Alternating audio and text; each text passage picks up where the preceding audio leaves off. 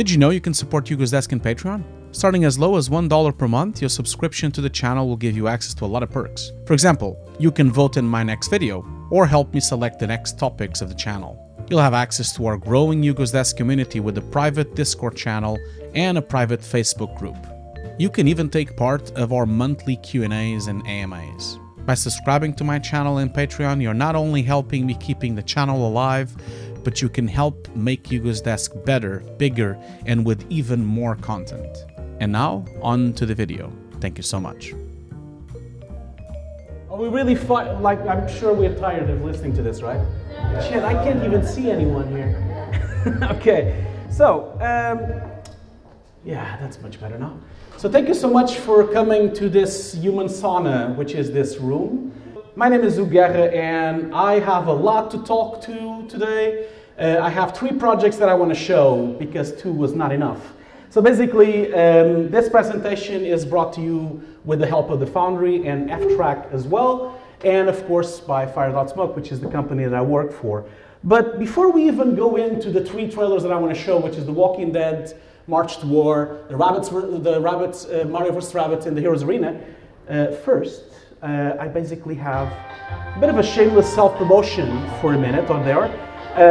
Like I said, my name is Hugo Guerra. I'm not Spanish, I'm actually from Portugal. And if you guys ever have the opportunity to visit Portugal, I'm actually from a place called Porto, which is very famous for Porto wine. So if you guys like wine, you should always drink Porto wine. I don't get any money back, but Porto wine is always nice. I've worked on a lot of places over my career, like I've been working for almost 20 years. I've worked at the BBC, at Nexus, I've worked at the Mill. At the Mill I was the head of Nuke for 5 years. Currently I'm working at Fire.Smoke as a director, and I also have my own company called Hugo's Desk. If you guys want to check out the work that I do, you just need to go to hugo-guerra.com and check out some of the cinematics that I've worked on. Lately I've been working mostly in cinematics. I have worked on a lot of companies for game cinematics. I've done cinematics for Activision, for Codemasters, check some of the work that I've done on my YouTube channel as well. I've always had a second life as a teacher as well. I've been teaching in a lot of different places. These are some of the schools that I've taught or have online courses. I also been presenting in a lot of festivals, including FMX, like I was here last year as well, and I was here a couple of years before with the Mill. And if you guys would be so kind, I would love for you guys to subscribe to my YouTube channel called Hugo's Desk, which you can find even more information about all my work. But let's go back to the presentation. So all of this kind of like came through when I left the Mill. I left the Mill after working for 4 years there as the head of Nuke. I was really tired of traveling and actually going into work. And every day I had to experience this fabulous thing that they call the commute, which is something that happens in Britain. And it's not as bad as in Japan, but it can get really, really bad. And the other thing that I was not really fond of as working as an artist for almost 20 years inside a company was the clients. And I always had these kind of clients that came in and kind of like moved furniture around and moved toilets around, and so I started almost becoming her. I was like so fed up of it that I thought, there must be another way, there must be a better way to work, and is it possible to work remotely? At the time, I thought it was impossible, and I didn't really thought that working from home was going to be something that actually would work. And back then, my clients were like, oh, I can send you the files through FTP. And I was like, oh, FTP, that technology that everyone likes, that when you copy a file, it takes about 39 years to download anything. I was like, we're all prepared for working remotely. Of course we are. Let's use FTP. Also, a lot of people kind of, when I started talking with people saying, oh, I'm going to work from home, they have this idea of what's working from home, you know, like, basically, like, my client thinks that's what happens. My colleagues think I'm just drunk all the time. My girlfriend expects me to be always there. People, most of them, think that I'm actually on the beach somewhere. And of course, my clients think I work like that command center, but I kind of prove them wrong. This is my command center. So this is actually my room on my office. I know it looks a bit too much. I'm not trying to compensate for anything, but pretty much everything that you see here is actually necessary for the work that I do, because I have a lot of hats. I don't have currently a hat right now, but I have a lot of hats. I work as a director, I work as an editor, I work as a visual effects artist, as a compositor, as a colorist, as a nagging client. I do a lot of hats. And so from here, I have my monitors to have, broadcast monitor for Rex 09. I have like an HDR monitor as well to preview my work on HDR, but also to play PlayStation 4 in HDR as well. And then on the side there, I have my vector scopes that I can check my work, just like a colorist would do. And on the bottom there, I have a black and white version, which is always good for you to look at something in black and white. You can kind of see a lot of the color correction through black and white. And next to it, I have the world's worst monitor I could find, and that's kind of for me to judge how my client is going to see my work, which is usually on the worst possible monitor ever. So just to shoehorn a little bit of promotion here, you guys should check out the BenQ booth just outside. I'll be there, both me and Bjorn here, one of my compositors. We're going to be there doing some demos of some of the work that you're going to see. Also, to shoehorn even more, you should definitely check all my talks, definitely. So you should go tomorrow to the student panel where I'm going to give specific secrets of how to get a job. Not true, but I will try. You should check out the 2 talks that I'm part of talking about remote work. And then to end up the day, on Thursday, I'm going to have a workshop on making game cinematics in Nuke. And then we unveiled a Terra from the Foundry on Thursday. But before I start all of this, let's try to do a 360 photo. You guys want to do a 360 photo with me? Yeah. Like the ultimate, let's do the ultimate selfie. So I did one last year. That was the one I did last year. So let's try to get something better than the one we did last year. I'm going to try to get into the middle here, if this thing turns on. I noticed that this takes a bit of time to boot. It must be running on Windows. Where can I go? Should I just go here? Yeah? Sorry. Oh, thank you so much. Okay, so you see, half of those people were half dead last year. So let's just get a bit more punch on this. Let's just let's all go for it. Come on. You guys ready? Just a second for safety. So, if you have worked on set with me like Bjorn has, that's the famous sentence, one for safety. Just in case. Okay, thank you so much for that. You will see it on social media later on. So now back to the show. So as I started, I kind of felt, okay, is it possible to work remotely? And I started, talking a lot with the Foundry. I started talking a lot with FTrack and kind of figuring out, is this even possible? Can we kind of get a pipeline going? So this is kind of my pipeline. My pipeline kind of revolves around FTrack, which, if you guys don't know, FTrack is like an application that allows you to really track everything on the production and really work with your artist in distance. And I have a lot of feedback and you'll see it in a minute. And then, basically the Foundry family products on the top there. And then I'm a very big fan of Redshift for GPU acceleration. Big fan of Final Cut. I'm the only one, I know, but I'm a big fan of Final Cut. I use Final Cut all the time. Houdini, of course. Photoshop, because I have to. Photoshop is like this kind of disease that I just have to take pills for. And then Maya, because unfortunately that's still the industry standard. I wish it wasn't, but it is.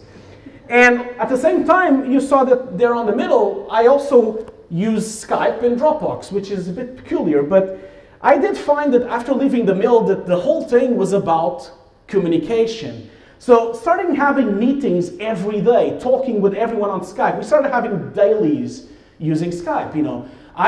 This pipeline kind of reached the point where we had 12 people working remotely on the peak of all of that. And that was really impossible to be done without actually using Skype for communication. And of course, FTrack. FTrack allowed us to preview shots, it allowed us to ship dailies to the clients and kind of basically have comments on the side there from the clients, and everyone on the team could see the comments and everyone could contribute to the comment. It basically gave you a sense of contribution. It gave you a sense that we were all working together.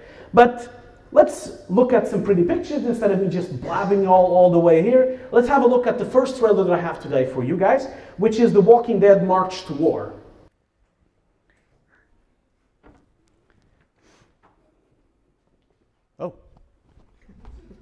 Now we're gonna see it.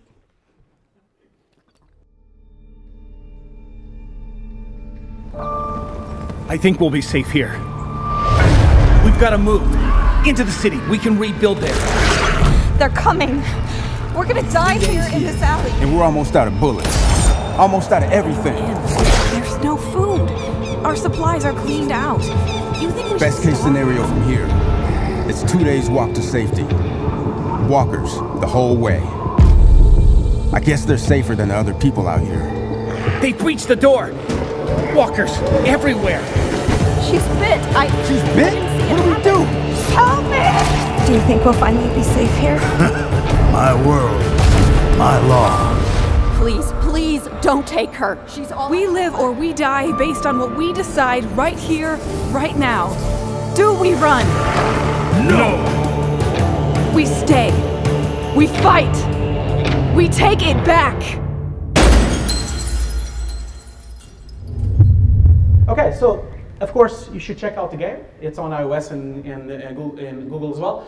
But the cool thing about this project was this one of the many projects. I've done now 13 game cinematics remotely, completely done remotely. We had 5 people working on this project, and the pipeline kind of revolved around FTrack for management, Nuke Studio for the timeline, Skype and Dropbox to conversation and file management, Nuke for compositing, Redshift for the rendering, Final Cut for the editing, Maya for the animation, Photoshop for the many matte paintings we did, and this little application, which was called IP Soft, which is an application that allows you to capture using a Kinect to do animation capture.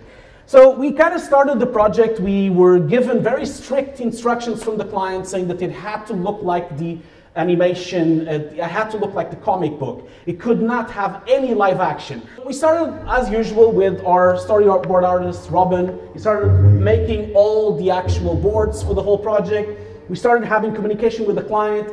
Of course, I always tend to put like some references next to the board so that the client knows what we're trying to do. We started then evolving this to like a time-lapse living painting. Of course, by this stage, you're kind of thinking, where's that shot in the trailer? It's not. We did a lot of shots that never showed up on the trailer. We did multiple tests, and this is all part of the creative process. A lot of times when we do these projects, we do something, we throw it away, learn something with it, and then do something new. That's kind of like the process that we did here. We did multiple tests. We did multiple variations of these comps. We, at some point, thought that we could get away with live action by using silhouettes. We thought that we could go on set and film live action and actually have lighting on our favor. We started doing these kind of matte paintings that were kind of like living matte paintings done in Photoshop by doing multiple layers and then animating them almost like a time-lapse effect. We started doing projection systems in Nuke where we would project the Photoshop painting and then have shadows in 3D. We even did as bad as these kind of tests where we tried to use elements. We even went and did this test, trying to see if we can actually get away with making it painted. Then the client kind of sent us some CG from their game, and we thought this is definitely not what we are trying to do. But the breakthrough kind of came with my matte painter, David Gibbons, where at some point he brought this matte painting, which fitted like a glove inside the universe of the comic book. At this stage, we were thinking, okay, now we probably have something that kind of lives inside this world aesthetic. And we started experimenting with that. We started like damaging the image. We started putting explosions and fires extra. We started like shaking the camera and putting even more details on top of this. And all these shots, of course, were just experiments, concept art that never went to fruition, never got finished. We even ended up doing all these versions. This is a showreel of every single version of this matte painting that we did. We did versions where everything was broken. We did versions in black and white. We did versions in color. We did, and this is all part of that process that I'm talking to you, the creative process of actually working like this and trying to get something to look cool. In the end, this was the final shot. I'm not going to bother you with the breakdown because you can see it on my website. And all these shots were kind of done the same kind of way. We also had this shot, which the client thought it was a bit too much like 007. We took it out, and then the client thought it was a bit like Sin City. And then we take it out, and then we ended up doing a shot that we had some shadows on the wall, and we took away the shadows and just had the final shot. Same goes for the war room. The war room was the same process. This is a concept art that we used for that shot, and then these are all the versions we did. We started with some incognito persons in the war room, and then eventually we started placing the actual characters of the comic book inside this war room, and then multiple stages of approval, and of course, as you probably guessed, all of this running through FTrack, trying to get as much feedback going and flowing into the production, ultimately to get all these shots done. Always the same process, getting a concept art, getting it on a stage where we would try multiple versions and variations in matte painting to ultimately get into the final shot. And all of this was really done through communication. Remember, all of us, we never met.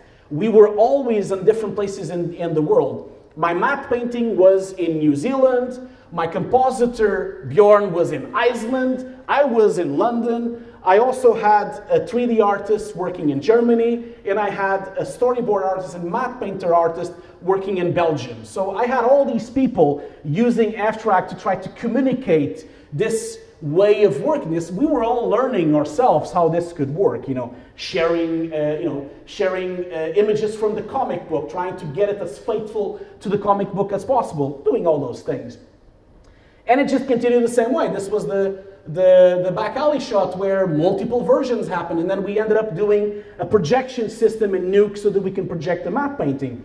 We ended up also capturing multiple zombies for all these shots, including this window shot where we have the zombies on the windows. This is the first comp, and then this is the final comp. All of this achieved by using something we never used before, which was the IP software that I was talking to you about, which allowed us, our CG artists, to actually become one of the zombies. The cool thing about this is that by using the Kinect camera, you can basically have a point cloud with a very, an okay animation. Remember, we're doing zombies, so it's not like they need to look amazing on animation. I kind of feel like even the glitches of a zombie actually help the whole thing. So in a way, using a very rudimentary type of animation and capture like a Kinect actually even helped our process.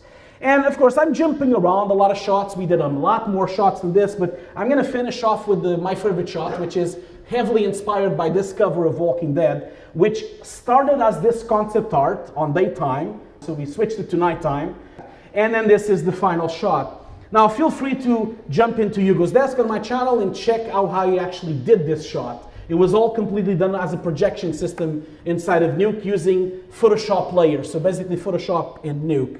And I'm going to shut up about The Walking Dead and just show you a really short behind the scenes, and then we can move on to the next project.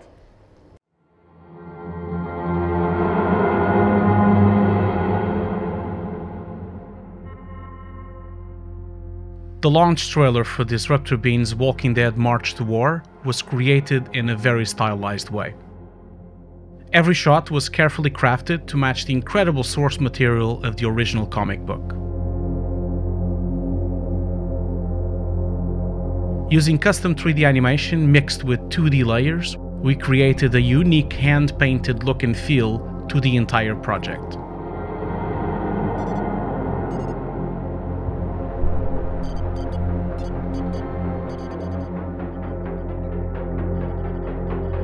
Fire Without Smoke's artists developed advanced painting techniques using Photoshop to create high-resolution matte paintings for every environment on the film.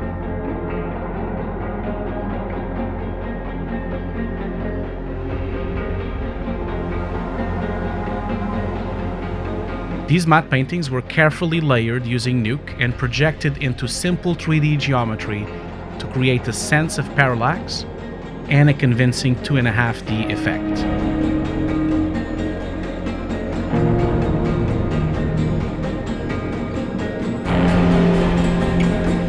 This created a unique look to the film, making it almost like a living comic book.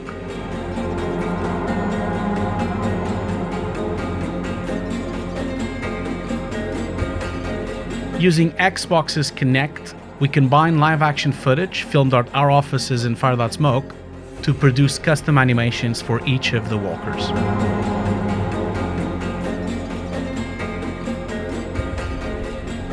We then transferred these custom performances to Maya, where we created our hordes of walkers for every shot.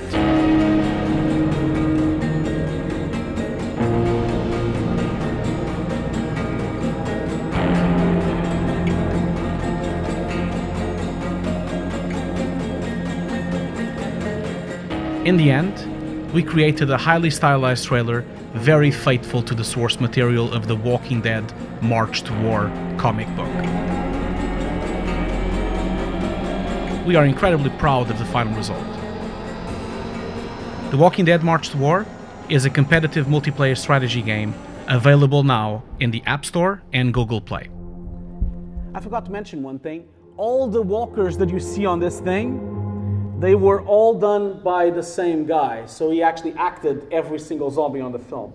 And now for something completely different. We're going to now talk about something completely different, which is the Mario versus Rabbids Kingdom Battle, which is a completely different type of project, completely different thing, and actually a very different pipeline. Now, let me show you first the work. This is the trailer launch on E3 for this game. We worked on multiple animations that were scattered through a lot of the assets that were done on this project. But let's look at the trailer first.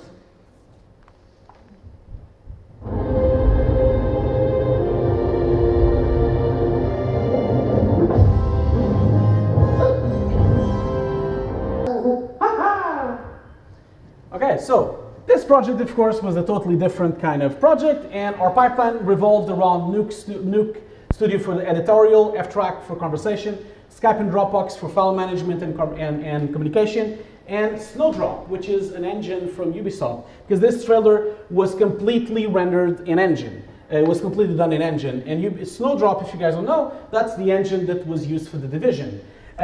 So we started like we always started. You know, I was quite happy about this. I'm a big Mario fan, so I was super thrilled that I'm actually gonna work on this franchise.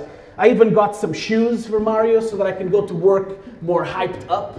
Got my shoes. You know, basically I live in London, so I got into the Eurostar, and there I go to Paris to work, because of course I couldn't really work remotely, but I had to kind of take my office with me.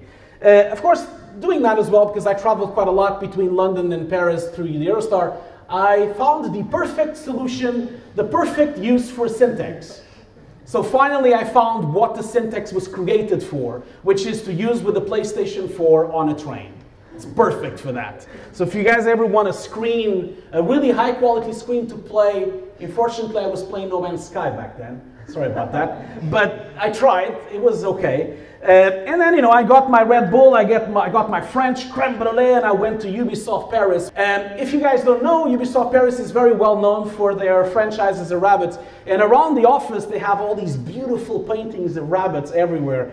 I kind of told them that they should really look into making an exhibition about this, because they have dozens of these paintings scattered through the office. And they're just absolutely beautiful. So I packed my little command center, packed it up like a folding box, and opened it up inside of Ubisoft, and ta-da, there I am. And so then I started working together with my team. I brought a couple of animators with me, brought a couple of compositors with me, so that we can tap into their pipeline and actually use their assets as well. And so it started, of course, by a lot of sketches on pieces of paper, by trying to get the story right. We did multiple parts of animation. We did storyboards. We did, of course, animatics, trying to get the tone of the game right. We did bordomatics. We did Maya renders as well. So these are all renders actually coming from Maya, not from the engine itself. Because the way the pipeline worked was that we would import the main asset into Maya, we would animate the entire CG in Maya, and then we would export it all into Snowdrop so that we can render it. And then inside Snowdrop, because it's all in real time, we could then output the game's renders and layers, just like if it's a game level. So the way that they actually did it like that, they made a section of the game like a level, which was our cinematic. And so that gave us the opportunity to render out, you know, depth passes, motion vector passes. We even went as far as doing object ID passes so that we can actually do some composition. So these are all screens from Snowdrop, where you can see that we're basically working through our pipeline and getting all the object IDs. And of course we had to remove all the glares and all the flares and everything so we can actually have some passes to work with. And these were all the outputs. These are just the raw outputs from the engine. We rendered in 4K. The funny thing is that the games developers, they're so used to real time, you know. So whenever I ask them, can I get the EXRs with all the passes at 30 frames per second in 4K. And they would always apologize to us. They would say, oh, I'm really sorry, we can't really give you 4K at 30 frames per second in real time. It's not going to work. It's going to take a while to render. And then we would ask, okay, what do you mean it's going to take a while? Yeah, it's probably going to render at 10 frames per second. I am really sorry about that. So they really have a different view and mindset on that sense.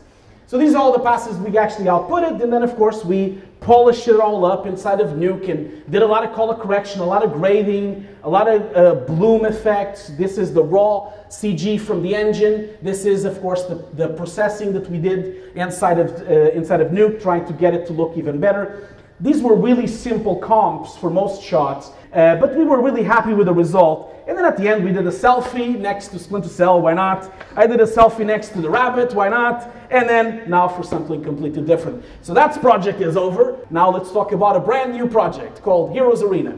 So Heroes Arena is a full CG trailer that we did completely remote. And we had 20 people working on this project for 8 months. Let's have a look at the trailer.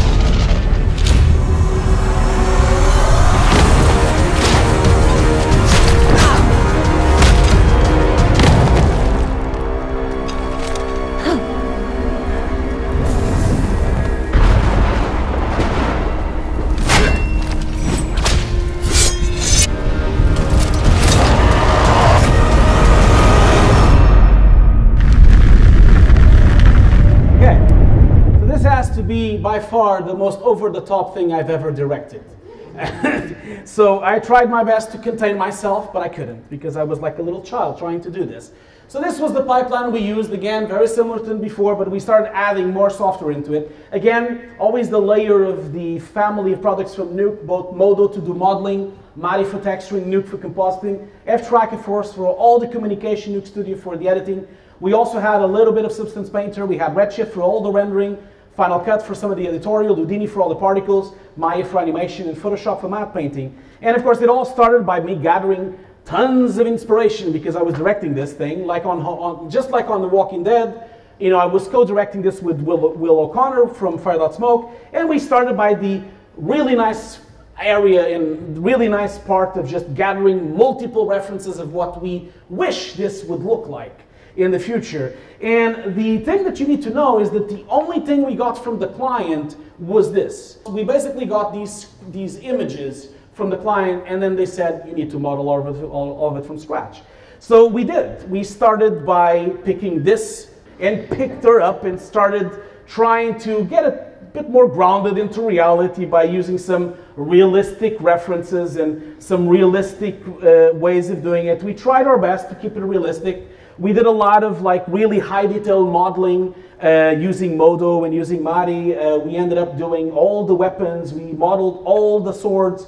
We ended up, of course, doing a lot of turntables, as you usually do when you share things with the client. Same thing for this. And references from the clients. We ended up trying to keep her as more normal as we could within the boundaries of what the client wanted, of course.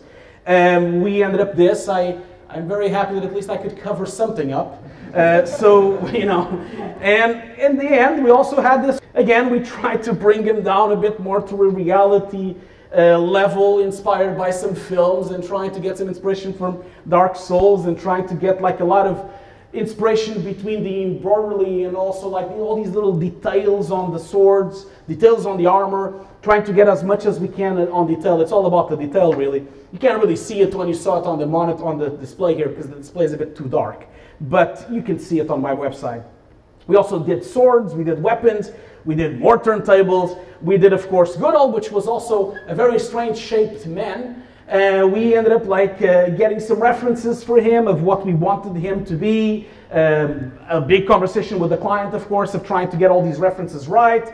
We then ended up getting this thing, which was what we called Goodall. And at the end, we got these 4 models to kind of work with it. These are some stills of how this entire thing looked like. And as you can see, we were very happy with the results and the quality we were getting from Redshift. Redshift is really it's starting to become a really, really powerful engine for these kind of works, and I think it really worked really well.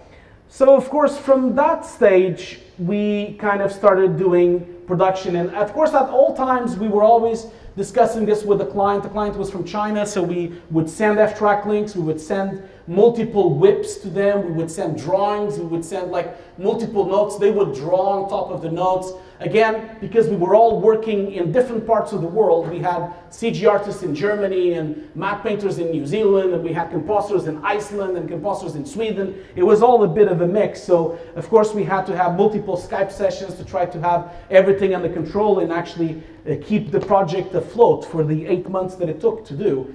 Because it was a very short team. We ended up doing a lot of storyboards. It all started by these horrible sketches for the movements of the actual trailer. We then, of course, hired someone to actually do some nice storyboards for a change to get it approved by the client, and then that all ended up becoming a board-o-matic. Now, one thing that a lot of people don't admit is that, especially people that direct their own things like I do, they don't admit that pretty much the secret to creativity is knowing how to hide your sources. And so every single thing that you see on the trailer is kind of copied from somewhere else. It's just that you don't want to talk about it, but it's okay, I can talk about it. So basically, I was very obsessed by this piece of footage. I was obsessed by the idea of having like really weird camera angles attached to weapons and attached to the armor. I was also very obsessed with the type of slow motion shots of fighting, like, you know, like Bruce Lee type of fighting. I was also incredibly inspired by top views, God views, which was something invented by Alfred Hitchcock, which is literally one of the pinnacles of action sequences, which we have quite a few on our trailer as well. And of course, the famous Western Spaghetti face-off, where everyone is just like facing each other like you see on the end of the trailer. So I had multiple inspirations. I was trying to like use all of these things to try to get the trailer as nice as we could. Of course, we also had like hero shots, trying to get all these close-ups to where they are ready to fight. And of course, the face-off shots, where it's what we call the dojo shots, where you have someone in front of each other trying to fight. I was very happy to do this shot twice on the trailer, actually. And all that process kind of went to the client through FTrack. Using, as you can see, I always tend to do an edit with a project and shots that are inspiring those shots. So pretty much for every shot, I had like an inspiration shot for what we were trying to do. And that was a really good way of communicating with the client. Then, of course, we moved on to do a lot of concept art. I will always advise you guys, whenever you have the chance, to hire a concept artist to do a lot of concept art in the beginning of the project, because that kind of like gives you the look development for the whole thing. We then, of course, did a lot of hair for the characters as well, because you saw all the models were done without hair. We did all the hair in Maya, actually. Sometimes it worked. All the feathers also as well done in Maya. Sometimes it worked. Sometimes it didn't. It worked not well, or sometimes it just went berserk on rendering. We had a lot of those issues. We also built like an entire landscape that was made of cobblestones. This was done procedurally. We actually had like all these environments rendered, and of course also a map to place props. You know, we were very organized in that sense, so that we could basically, we only had one layout artist and we only had one render artist, so we had very limited resources. So we had to be very organized and very methodical. And of course, you know, all my CG artists on this project were German, so they were very methodical and had maps for everything. It was great. And so then we had, of course, water simulations that we did for a lot of shots. The whole thing was self-contained on site, this little island that we used for the backdrop of the project. We ended up modeling multiple parts of the project that we could use inside, and actually this barn was fully destroyed as well. We of course used Houdini for all the particles and all the fireworks that you see on the trailer. These are some of the early tests that we worked on. These are some of the early renders of what we did on Houdini. Basically trying to get it as much over the top as we could and as much magical power into it as we could. We also did simulations for breaking the floor and of course breaking the barn doors and breaking the barn ceiling. Also of course breaking the entire harbor when you see the underwater scene with the boat, which is this shot here. All of this done inside of Houdini for the simulations. We also did a full system of rain, which I brought into Nuke, and then did another system of rain to add to the CG system we already had. All the rain was actually interactive and attached to the figures. And all of this was rendered in Redshift quite quickly. We were doing this project in HD at 24 frames per second, and we were getting like multiple shots per day completely rendered. You know, rendering was taking maybe 5 minutes per frame, things like that, which was really quick. We also, of course, ended up doing high detailed work. We started a bit on substance, but it wasn't enough for the detailed work, so we ended up moving into Mari to try to get even more detail on the skin, especially because of the close-ups. We did a full rig system. Remember, all of this done remotely. We never met at any moment during the project. And essentially always talking through FTrack and talking through Skype, trying to share all these assets. And on the end, all this extra work of high quality texture done in Mari really paid off when we basically jumped from this thing to that. Or, I'm talking about the skin, of course. Or jumping to this thing to that. Or even jumping from this guy, which is the Rasta guy, into this guy here. The same goes for here to here. It's all about detail, really. My favorite shot, by the way. This is really my favorite shot of the whole project. And also we added like a lot of raindrops using Nuke and projections. And in the end, we were really proud of this project because we ended up doing 60-something shots completely remotely, which really proved the point to me that it is possible to work remotely. It is possible to work as a collaboration. It is possible to work anywhere in the world. You don't really have to work in London. So let's just have a look at a short breakdown. I don't want to bore you with all the breakdowns, so I only have a couple of them for you guys to watch.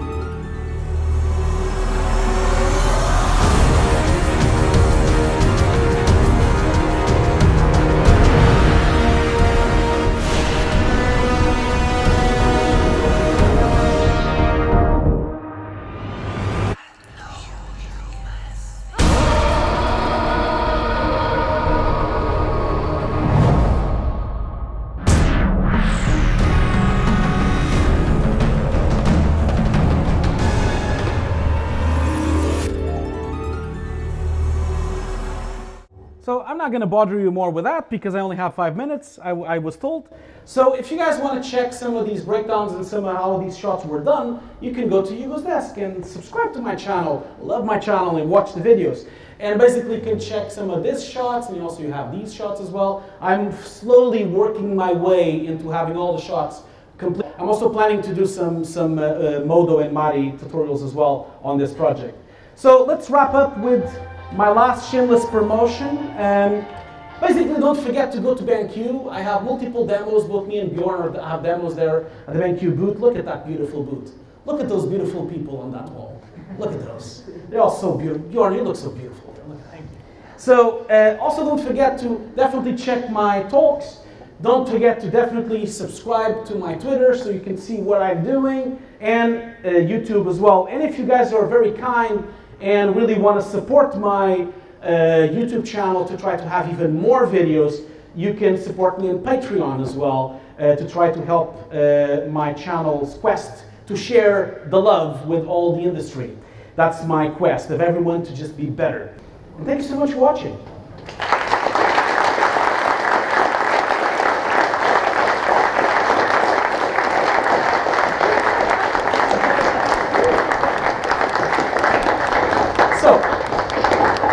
I probably still have 2 minutes, since you gave me 5.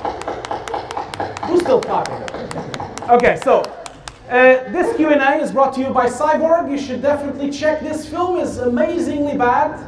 So let's start with questions. Does anyone have questions? And while I wait for the questions, I'll put the trailer on the background so you guys can look at this marvel. So, any questions? You were first, yes. How many? In the first trailer, The Walking Dead, yeah, all those concepts of the scenes, how much time did it take you to? I forgot to mention that. Thank you for that question. We worked on that project for 6 months. I think we spent at least 2 or 3 months doing concepts. Yeah, until we kind of nailed the look, because client was very worried about the Walking Dead TV show because we couldn't do live action. Yes. I know you use Redshift quite a lot. Yeah. Would you recommend it for kind of hyper-realistic stuff, or would you only kind of use it for these games in the back? I definitely think it's all about the artist. So for me, I think Redshift, if you get a really talented artist behind it, you can get for a real work with it. This notion that Redshift is not good enough because it's a GPU acceleration needs to stop. Like, you just need to get good artists. If they're good, if they do their good lighting, if they do good HDRs, if they set their scene correctly and on a photographic level, everything will look amazing as it should, you know. So, and the good part of it is using this kind of engine, you can render in minutes per frame instead of hours per frame, like you would have done in Arnold, for example, you know. So I am a big supporter of Redshift, and I think, and of course it's just getting better and better. It could always get better, you know, but they're really working on it. So, any other questions? Yes. Have there been any problems concerning the internet speeds, as upload speeds of gigabytes per px? Yeah, it's of course it's always a problem, but you can fix that problem by buying multiple connections to your home, which is what I did. So I basically have 2 fiber connections from 2 different companies coming into my house, and then I bind them with using a software called Speedify, which basically binds those 2 connections together. And when I really need to upload really fast, I can connect my 4G connection to help out. Advice for recent graduates or people who are just about to finish studying? Don't waste time on this talk. Go to the booths where the recruitment is and spend the whole day there. That's my advice. Go there, talk to people. Don't give your card, get their cards. That's what you want. You want their cards, bother them. That's why they're here. Everyone that is on those booths, they are here to recruit. So you don't need to care about bothering them. They are here to be bothered. Go and talk to them, make connections, network. Go and have a drink with them. Go and have dinner with them. Talk to these people, you know? Don't harass, but talk to them. That's my biggest advice. Really utilize the moment that on that room, on the recruitment, you have all of the top companies in the world on the same room, you know? You should just spend the whole day there, talking and getting to know all those artists. That's my biggest advice for everyone here. Yeah. We have to wrap up. I'm getting the bad eye over there, so. Okay, well, thank you so much for your time.